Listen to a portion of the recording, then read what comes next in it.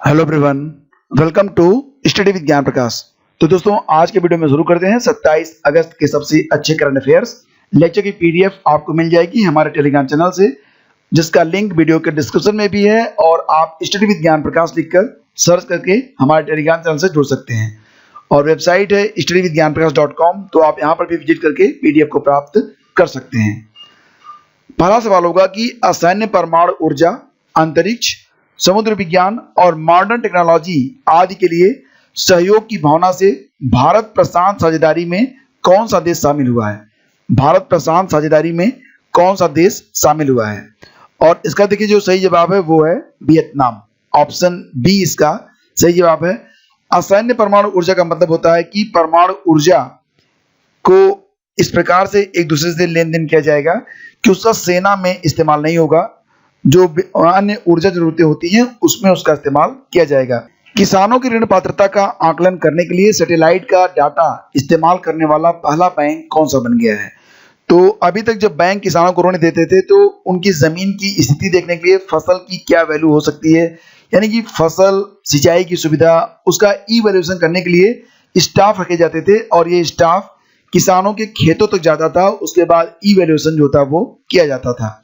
लेकिन अब सैटेलाइट के डेटा से ही इसको प्रूफ कर लिया जाएगा, देख लिया जाएगा कि किसान को ऋण दिया जाए या नहीं दिया जाए, यानी कि जो किसानों की ऋण पात्रता है उसको जो है वेरीफाई कर लिया जाएगा बैठे बैठे ही। और ये काम करने वाला जो पहला बैंक है वो बन गया है आईसीआईसीआई बैंक। तो ऑप्शन सी इसका सही जवाब है। ठीक है, तो ये आप याद रखना, काफी इंपॉर्टेंट क्वेश्चन है। क्वेश्चन नंबर 3 पे आते हैं। भारत के किस शहर ने परिवहन परियोजना के लिए AIIB के साथ 500 मिलियन अमेरिकी डॉलर पर समझौता किया है? तो AIIB क्या होता है? Asian infrastructure investment bank. तो AIIB का ये फुल फॉर्म हो गया। ठीक है, और देखिए, मुंबई के विकास के लिए ये जो समझौता है वो किया जा रहा है, तो ऑप्शन बी हमारा सही जवाब है। और इसमें भारत सरकार, महाराष्ट्र सरकार, मुंबई रेलवे विकास निगम और AIIB ने मुंबई में उपनगरीय रेलवे प्रणाली की नेटवर्क क्षमता और सर्विस क्वालिटी और सुरक्षा में सुधार के लिए 500 मिलियन डॉलर के ऋण समझौते पर हस्ताक्षर किए हैं। तो ऑप्शन बी इसका सही जवाब है। माइंड स्पोर्ट ओलंपियाड 2020, इसका आयोजन कहां पर हुआ? इसका आयोजन अभी हाल ही में हुआ था लंदन में। और क्वेश्चन है कि माइंड स्पोर्ट ओलंपियाड 2020 में माइंड कैलकुलेशन वर्ल्ड चैंपियनशिप 2020 में किस देश ने स्वर्ण पदक जीता है? तो स्वर्ण पदक जीता है भारत ने। ऑप्शन बी इसका सही जवाब है। और मैंने आपको बताया कि माइंड स्पोर्ट ओलंपियाड का आयोजन कहां पर होता है? लंदन में होता है, ये भी आप याद रखना। और भारत की ओर से जिन्होंने इस स्वर्ण पदक को जीता है उनका नाम क्या है? नीलकांत भानुप्रकाश। तो ये भी आप याद रखना कि भारत के जो नीलकांत भानुप्रकाश हैं उन्होंने ये ओलंपियाड जीता है और इनका दिमाग कैलकुलेटर से भी कई गुना तेज चलता है। तो ऑप्शन बी हमारा सही जवाब है। किस टीम ने UEFA चैंपियंस लीग 2019-20 का खिताब जीता है? सही जवाब इसका option B, that is Bayern Munich ने यह खिताब जीता है। और बायर्न म्यूनिख क्या है? ये जर्मन पेशेवर स्पोर्ट क्लब है एक, और इसने जो है पेरिस सेंट जर्मेन को हराया था। पेरिस सेंट जर्मेन को हराया था 1-0 से। और उसके बाद यूरोपीय फुटबॉल संघ यानी कि UEFA, इसका फुल फॉर्म क्या बनता है? Union of European football association. Union of European football association. तो UEFA चैंपियंस लीग को किसने जीता है? बायर्न म्यूनिख ने। तो ये आप भी याद रखना। क्वेश्चन नंबर 6 पे आते हैं। प्रधानमंत्री नरेंद्र मोदी लोक प्रशासन में उत्कृष्टता के लिए प्रधानमंत्री पुरस्कार कब प्रदान करेंगे? तो सही जवाब बनेगा इसका ऑप्शन सी, दैट इज 31 अक्टूबर को। तो जैसा कि आप लोग जानते हैं कि 31 अक्टूबर को राष्ट्रीय एकता दिवस भी मनाया जाता है। राष्ट्रीय एकता दिवस क्यों मनाया जाता है? क्योंकि इसी दिन सरदार वल्लभ भाई पटेल का जन्मदिन भी होता है और उसी उपलक्ष्य में राष्ट्रीय एकता दिवस मनाया जाता है। और कार्मिक जन शिकायत और पेंशन मामलों के मंत्रालय ने बताया है कि इस बार इस पुरस्कार का दायरा काफी बढ़ाया गया है। नमामि गंगे कार्यक्रम में योगदान देने वाले जो जिला स्तरीय अधिकारी हैं उनको भी इस बार सम्मानित किया जाएगा।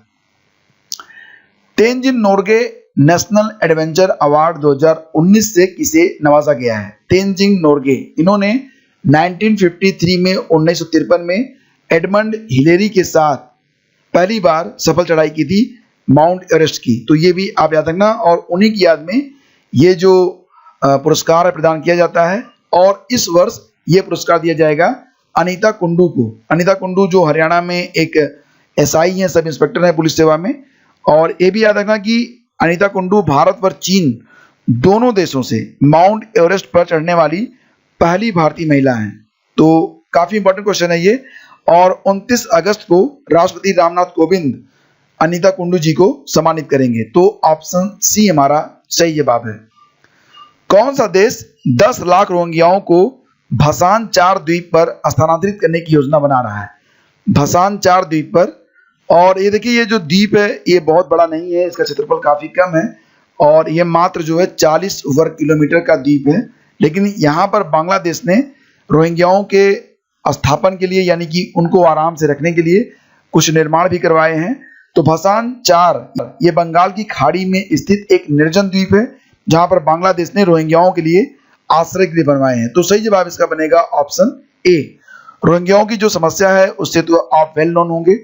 और डीआरडीओ के जो अध्यक्ष हैं जी सतीश रेड्डी, उनका जो कार्यकाल है वो कितने वर्ष के लिए बढ़ाया गया है? सही जवाब बनेगा इसका ऑप्शन बी, दैट इज 2 वर्ष के लिए ये कार्यकाल बढ़ाया गया है। और डीआरडीओ, इसके बारे में आप जानते हैं, Defence Research and Development Organisation, और स्थापना इसकी हुई थी कब? 1958 में। हेडक्वार्टर कहाँ पर है? हेडक्वार्टर है इसका नई दिल्ली में। और जी सतीश रेड्डी इसके अध्यक्ष बनाए गए हैं। अगले 2 साल तक इनका जो सर्विस पीरियड है वो बढ़ा दिया गया है। आगे बढ़ते हैं। दिल्ली अल्पसंख्यक आयोग के अध्यक्ष के रूप में कौन चुने गए हैं? सही जवाब इसका बनेगा ऑप्शन बी, जाकिर खान को चुना गया है। और जाकिर खान स्थान लेंगे डॉक्टर जफरुल इस्लाम का। तो सही जवाब है ऑप्शन बी, जाकिर खान। स्वच्छता ही सेवा पुरस्कार किस कंपनी ने जीता है? स्वच्छता ही सेवा पुरस्कार। तो फ्रेंड्स, ये पुरस्कार जीता है NLCIL ने।